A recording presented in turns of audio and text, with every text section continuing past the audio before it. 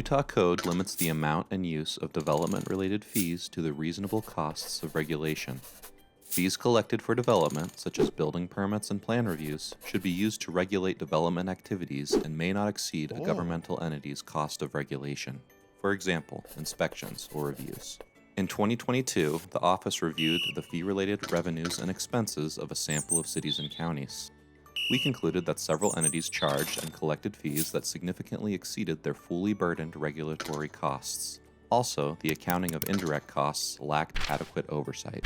Examples of inappropriate cost allocations we observed include allocating HR, IT, or legal costs to the planning department, but not to other departments that also utilize those services. Allocating costs from enterprise funds. Those funds should charge a hookup or connection fee that does not exceed the reasonable cost of installation or connecting to the utility system. And allocating costs from unrelated functions, such as the jail, landfill, or ambulance departments.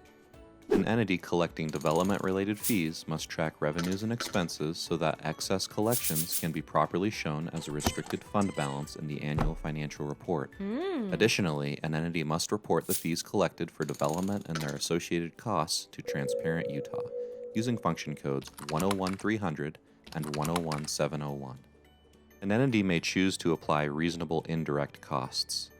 To ensure compliance with development-related fee revenue and use limits, indirect cost allocations should be based on a reasonable methodology, applied to all applicable government functions, and audited so the external auditor may issue an opinion on the restricted fund balance of the entity. The use of an internal service fund may be an appropriate tool to allocate indirect costs across government functions. For example, roads, parks, planning and zoning, and police. An entity may use any other appropriate method to track indirect costs.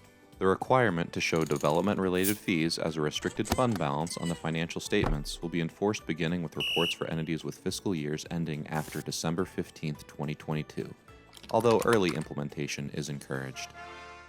The requirement to report development-related revenues and expenses to the Transparent Utah website using the applicable function code is effective for file submissions after June 15, 2022.